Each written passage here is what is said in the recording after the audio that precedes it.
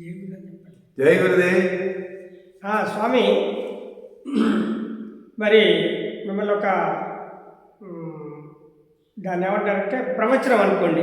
ఆ ప్రవచనంలో అంగాలు అంటారు, అంగయోగాలు అంటారు, ప్లస్ దాన్నే అష్ట అంగాలు అంటారు.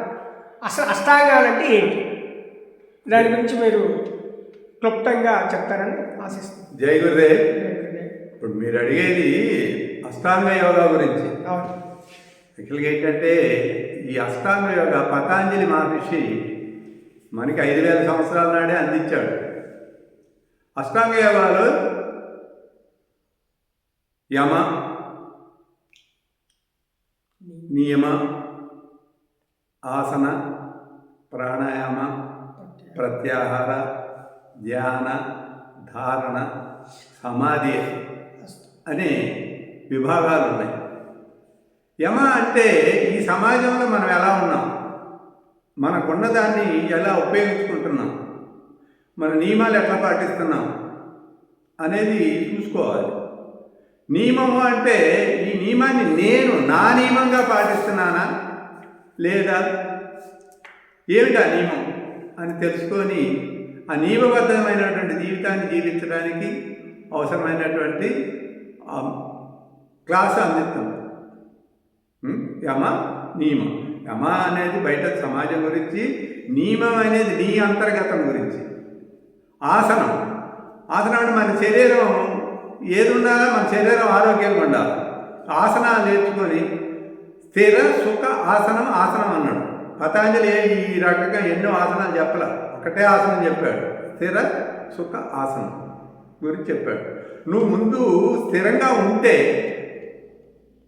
దేని గురించి అయినా తెలుసుకోగలుగుతావు. అందుకని స్థిరంగా కూర్చోవటం, నడు నిటారుగా పెట్టుకొని కూర్చోవటం, మనసు శరీరం ఇక్కడే ఉండి వినటానికి రెడీగా ఉండటం అనేది ఉండాలి. యమ, నియమ, ఆసన.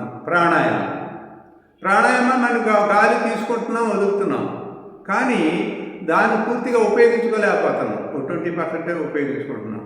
ఇక్కడ ప్రాణాయామం నేర్చుకోవడం నుంచి మీరు తీసుకునే శ్వాసని, ఉచ్ఛ్వాస నిశ్వాసాలని 80% దాకా మనం ఉపయోగించుకునే అవకాశం ఉంది. మనం మామూలు ముక్కు ద్వారా గాలి తీసుకుంటున్నాం, కానీ అది ద్వారకు ఏం చేస్తుంది? 5 రకాలు విడిపోతుంది.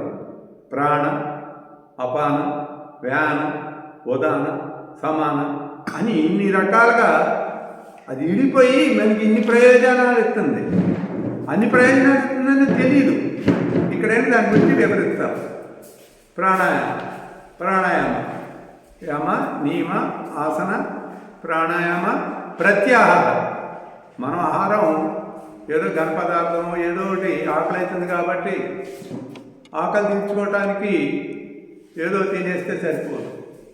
కానీ మన ఇంద్రియాల ద్వారా కూడా, మన కంటి చూపు, పంచేంద్రియాల ద్వారా మనం ఏమి లోనికి తీసుకుంటున్నాం, అది మనకి ఎలా ఉపయోగపడుతుంది ఏంటి అనేది కూడా ప్రత్యాహారం గురించి కూడా ఇక్కడ తెలియజేయడం జరుగుతుంటుంది.